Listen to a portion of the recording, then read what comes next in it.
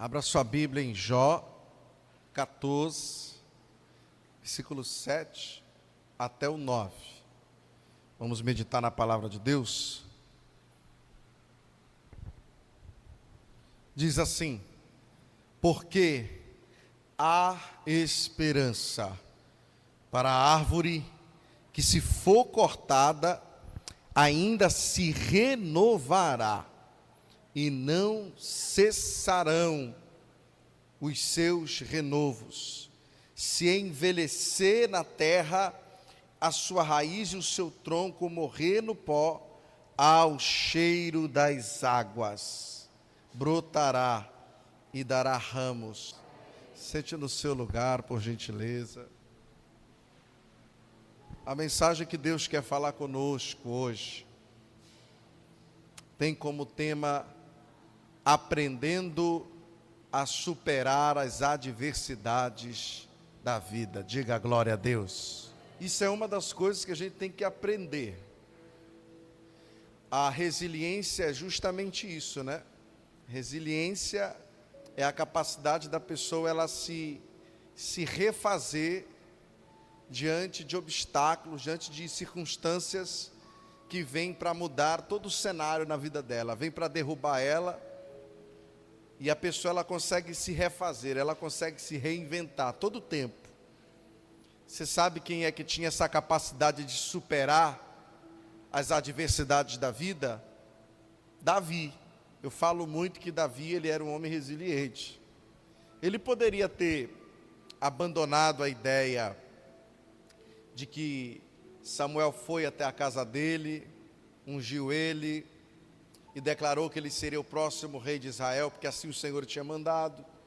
Ele podia ter desistido da promessa de Deus, irmãos. Ele podia ter desistido daquele plano, daquele propósito de Deus, porque todas as coisas que estavam acontecendo na vida dele pareciam que vinham para provar que tudo aquilo que Deus havia falado não ia se cumprir na vida dele. Eu estava falando algo sobre isso um pouco mais cedo com uma pessoa, e eu disse que a vitória ela tem a porta estreita, a vitória não tem a porta larga, né? Por isso que quanto mais você se aproxima do teu objetivo, quanto mais você se aproxima do propósito de Deus na tua vida, quanto mais você chega perto daquilo que você tem buscado em Deus, parece que as coisas vão ficando cada vez mais difíceis. Diga comigo: a vitória é uma porta estreita, ela não é uma porta larga. Então, quando você tiver a sensação de que está ficando cada vez mais difícil, lembre-se, está perto de você viver a tua vitória. Diga aleluia. E o que é superação, pastor? A palavra superar, ela tem como significado ultrapassar, sobrepujamento, ou estar acima, ou ainda ser superior. Então, quando nós falamos que nós precisamos desenvolver essa capacidade de superação, nós estamos falando que nós temos que aprender a estar acima, ou a ser superior, a ser maior do que os problemas que vêm para parar a gente. Problemas, irmãos, nós vamos ter cada vez mais problemas, e pior, problemas novos. Problemas velhos, eles são chatos, são ruins, são inconvenientes. Mas ainda é melhor um problema velho do que um problema novo, porque você já sabe como resolver, você já passou por aquilo. Mas quando é um problema novo, você fica desorientado, você fica como numa terra no deserto. Você fica, parece que sem direção. E é necessário que a gente desenvolva essa capacidade de superação, porque senão nós nunca vamos viver o nosso verdadeiro potencial. Olha para quem está do seu lado e diga para você viver o seu verdadeiro potencial. Em Deus, você vai ter que superar muitos obstáculos, muitas dificuldades, muitos problemas. Ei, irmão, eu estou dizendo para você que para você alcançar o seu verdadeiro potencial em Deus, você vai ter que aprender a superar até mesmo os teus limites. Você vai ter que romper com os teus limites. É essa falta de superação que muitas pessoas às vezes têm se encontrado numa situação que não muda.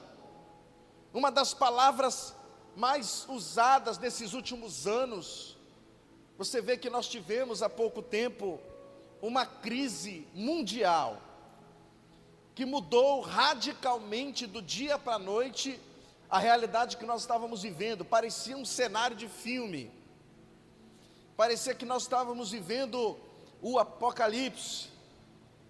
As pessoas com medo de andar na rua, as pessoas com medo de dar a mão umas para as outras. Quem teve medo um dia, quando alguém espirrou dentro do ônibus? Tchim! Meu Deus, eu quero sair daqui, eu quero sair daqui. Não é não? Eu desenvolvi a prática de todas as vezes que alguém espirra dentro do carro, eu abaixo o vidro. Como foi que o senhor desenvolveu isso, pastor? Na pandemia. Todas as vezes que alguém, tchim, eu baixo o vidro, é automático. Isso ficou aqui estabelecido. Então nós precisamos desenvolver essa habilidade de estar acima, de ser superior, de ultrapassar os problemas, porque senão os problemas vão nos parar. A superação, ela tem a ver com você ser maior do que a dor, irmãos. Superar tem a ver com você ser maior do que o sofrimento. E muitas vezes o sofrimento está gerando o que? Angústia. Às vezes a gente está no caminho, em busca de uma vitória, para dentro da nossa casa, e nós estamos sofrendo. É como Jesus Cristo a caminho do Calvário. Ele foi com dor, foi sofrendo, mas ele superou a dor, porque tinha um propósito de vitória. A vitória estava no Calvário. Quem está entendendo, diga amém, Jesus. Ah, pastor, está difícil, o senhor não imagina o quanto está difícil, o quanto eu estou sofrendo, o quanto eu estou angustiado. Mas não pare. A cada passo que você dá, mediante a dor, a cada dia que você levanta, mediante o sofrimento, você está se superando. Diga aleluia, Jesus. Superação tem a ver com você ser maior do que as circunstâncias difíceis que se levantam na sua vida. E muitas pessoas param, muitas pessoas não conseguem avançar na sua vida, não conseguem alcançar aquilo que Deus reservou, porque tem desistido mediante as frustrações da vida. Algumas pessoas têm desistido do seu ministério por causa das frustrações que existe. Igreja não é um lugar de pessoas perfeitas, é um lugar de pessoas imperfeitas, buscando em Cristo a santidade e a perfeição que só alcançaremos com Ele na glória. Você vai encontrar muitos motivos dentro da igreja para te entristecer, para você parar, mas se a sua fé estiver em Jesus Cristo, o teu ministério não vai parar. Quando você encontra uma pessoa que um dia foi muito usado por Deus e parou, seja um líder, seja um diácono, um pastor, é porque esta pessoa se frustrou ministerialmente. Alguma coisa aconteceu e isso foi como uma bomba relógio que implodiu dentro dela. Tudo aquilo que ela tinha, a expectativa que ela tinha em Deus, tudo aquilo acabou. E se nós não aprendermos a superar as dificuldades, nós vamos parar e não vamos conseguir alcançar aquilo que Deus reservou na tua vida ministerial. Tem pessoas com um chamado tremendo, tem pessoas com um dom tremendo, que Deus entregou esse dom desde quando você nasceu, porque Deus quer usar você de maneira poderosa, mas parou. Por que parou, pastor? Porque não superou. Existem pessoas afastadas da presença de Deus, por causa da frustração, porque não conseguiram superar a decepção. E nós precisamos aprender a superar, irmãos, não apenas os ataques de Satanás, não apenas as circunstâncias difíceis dessa vida, mas nós precisamos aprender a superar também a mágoa, irmãos. Sabe qual é o nome que a gente dá para uma pessoa que aprendeu a superar a mágoa? Aprendeu a perdoar. O perdão é a superação da mágoa. Quando você toma a decisão de perdoar, você está tomando a decisão de ser superior àquela dor que te causaram. Você até pode ter motivos e razão para você dizer, eu vou continuar assim, mas por quê? você tomou a decisão de ser maior do que aquilo, você conseguiu superar aquela situação. Sem superação a gente não consegue prosseguir, irmãos. Em algum momento você vai parar. Sem superação a gente para. Olha para quem está do seu lado e diga assim: a gente tem que aprender a superar, irmão. Sabe um homem na Bíblia? A gente falou de Davi, por exemplo, que todo o tempo ele estava ali conseguindo se esquivar de Saul. E até depois de Saul, quando, por exemplo, começou a acontecer todo aquele reboliço no reinado dele por causa do próprio filho dele, e ele ainda assim conseguiu se erguer. Mas teve um homem na Bíblia que ele é um exemplo clássico de superação, além de Davi, Jó. A história de Jó nada mais é que uma história clássica de superação, irmãos. Um homem que perdeu tudo o que tinha, um homem que foi levado para testar os seus limites emocionais, o homem que chegou ao limite da sua fé, o homem que chegou ao limite da sua força física, do seu corpo, um homem que foi testado de todas as formas, o seu limite, mas que ainda assim, ao final de tudo, ele conseguiu superar.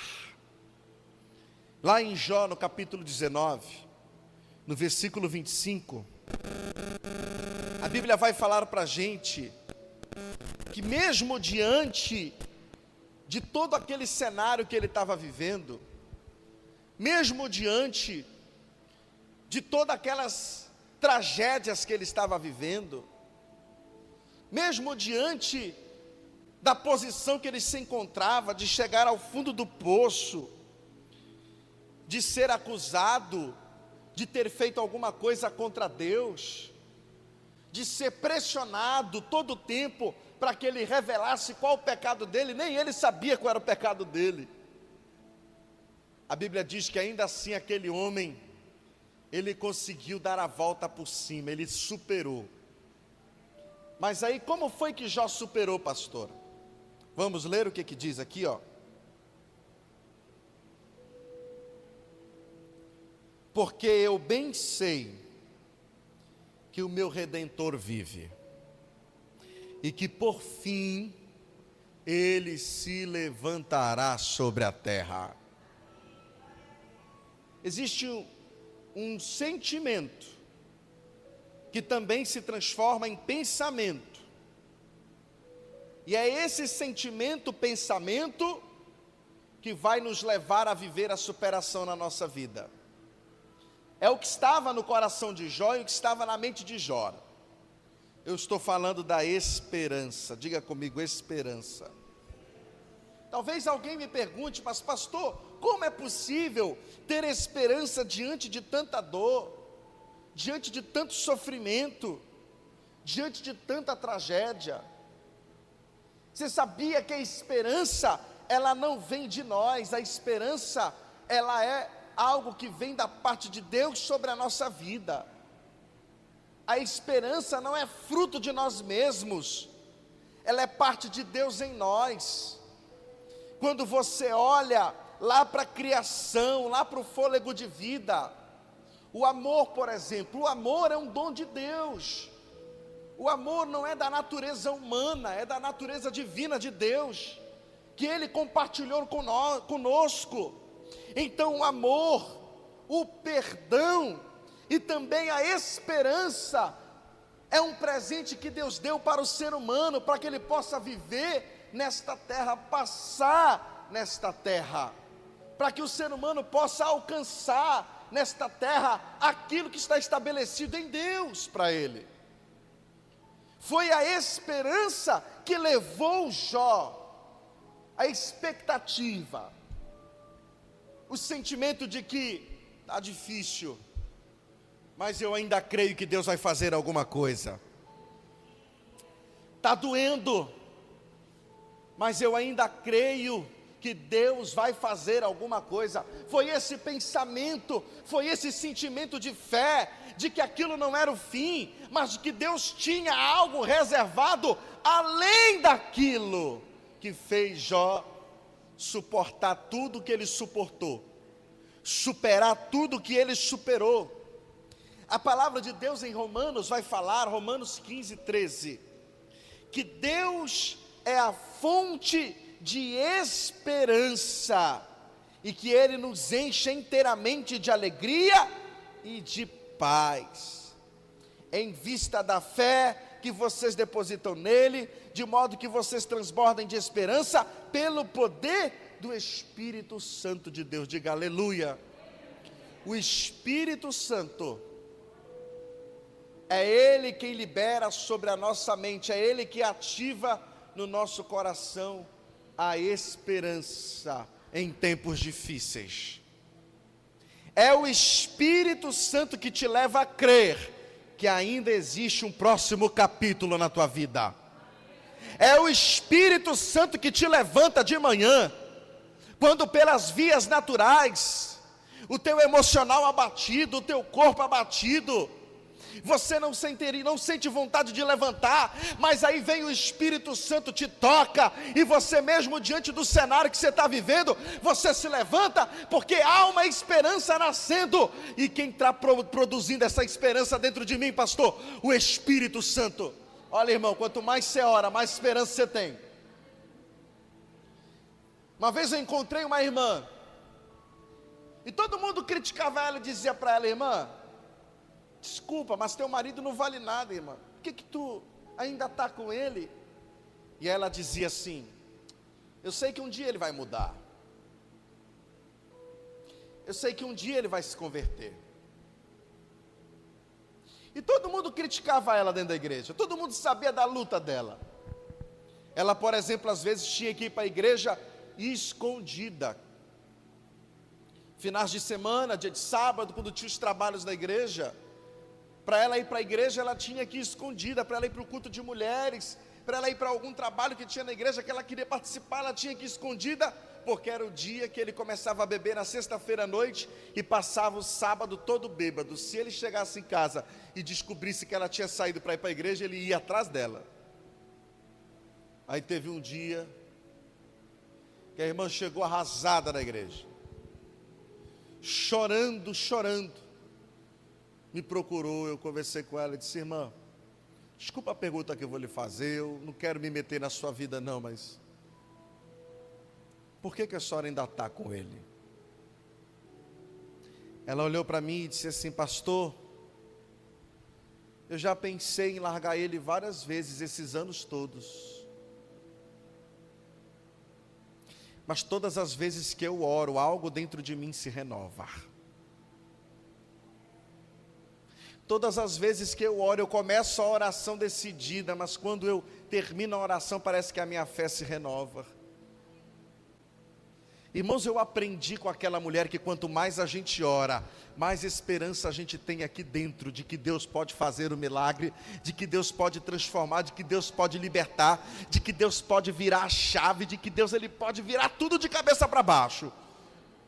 Quanto mais você ora, mais esperança vai se acender dentro de você, diante do cenário que você está vivendo. E se você crê isso, dá um aleluia, dá um glória a Deus, irmão. É isso que Romanos está falando para nós. A esperança está em nosso DNA. O ser humano sem esperança, ele morre. Quando o ser humano ele deixa de ter a expectativa, a esperança de que ele vai conseguir alcançar, de que ele vai ter um futuro melhor, ele se torna uma pessoa apática, ele se torna uma pessoa sem alegria, se torna uma pessoa com expectativas de uma vida curta. A capacidade de crer, irmãos, diante das evidências contrárias, a capacidade de ter expectativas, tudo isso é a obra do Espírito Santo de Deus em nós. Sabe o que a Bíblia diz para a gente? Jesus teve esperança em um homem chamado Zaqueu. Quando ele olha para aquele homem e diz: eu vou para a tua casa, eu vou eu vou jantar e vou dormir na tua casa. Ele teve a maior alegria de receber o mestre. Embora ele não fosse um seguidor do mestre, parecia que ele estava ali por acaso. Quando você ler a história, o cenário mostra que ele era um homem altamente criticado por muitos. Jesus foi criticado pelo simples fato de ir até a casa dele, de jantar com ele. Mas a esperança de Jesus, a esperança que Jesus depositou em Zaqueu, mudou a vida dele. Jesus teve esperança naquela mulher adúltera, aquela mulher que foi pega em adultério, onde todos queriam condenar ela. Jesus teve esperança, e a esperança de Jesus nela penetrou no coração dela, penetrou na mente dela, e gerou arrependimento. A esperança de Jesus em nós, a esperança que Ele depositou em nós, é que nos trouxe até a presença dEle, é que te trouxe até aqui, a este momento em que você está vivendo. Mas entenda, existe um trabalho nosso aí. Diga comigo, eu preciso manter viva a esperança. Olha para o seu irmão e diga, você precisa manter viva a esperança. A esperança, ela é como uma chama. Eu estava vendo esses dias uma dinâmica muito legal, uma dinâmica para a igreja, para jovens. Eu achei muito bacana. Fazia-se um corredor, olha só, e nesse corredor de jovens, você botava jovens de um lado e de outro, você dava uma folha de papel para eles, e aí você pegava um jovem só com uma vela.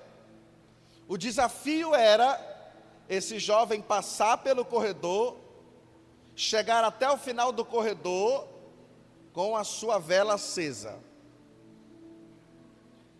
O que acontecia?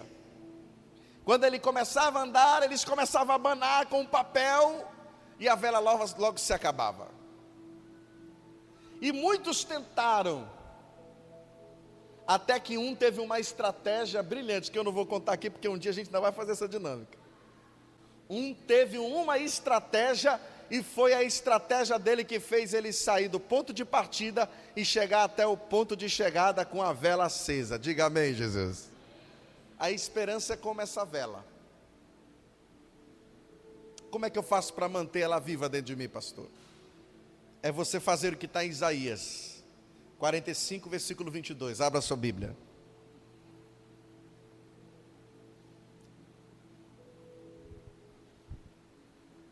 Olha o que diz em Isaías: olhai para mim. Vamos ler de novo? Isaías 45, 22. Olhai para mim, e sereis o que, irmãos?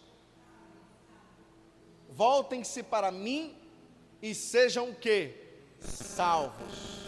Vocês, todos os confins da terra, porque eu sou Deus e não há outro. Diga aleluia. O que foi que Jó fez para que ele superasse aquela crise? Qual foi a atitude de Jó? O que ele fez de diferente de muitas pessoas nos nossos dias atuais? Ele olhou para Deus, ele focou em Deus. O que eu tenho que fazer, pastor, para mim não perder a esperança?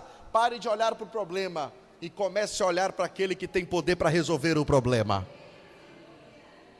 Pare de olhar para a dificuldade e olha para o Deus que diz para você: se tiverdes fé do tamanho de um grão de mostarda, direis a este monte. Monte ali que Jesus está falando refere-se a obstáculos. Direi a este monte: move-te, e ele se moverá. Jesus ensina o segredo. Você quer superar os problemas? Olhai para mim, diz o Senhor, e sereis salvos. É isso que Deus está querendo dizer. Saber que Deus estava sobre o controle de todas as coisas, fez com que Jó, fez com que ele se sentisse amparado, por pior que fosse aquela fase da vida que ele estava vivendo. Se a gente quer superar, se você quer viver a superação na tua vida, só tem um jeito: Jesus Cristo. Se você quer viver essa superação, é o que a irmãzinha fazia, é dobrar os joelhos e orar.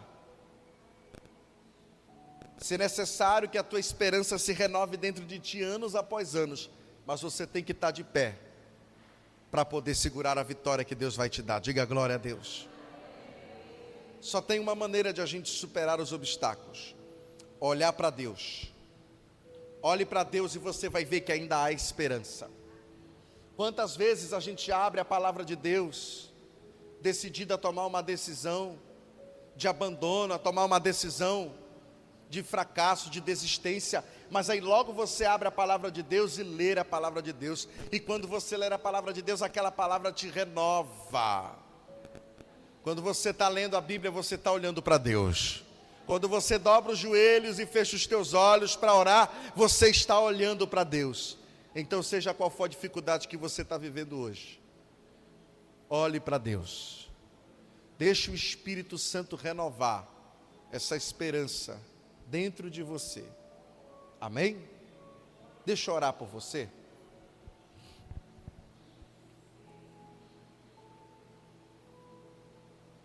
Fique de pé no seu lugar.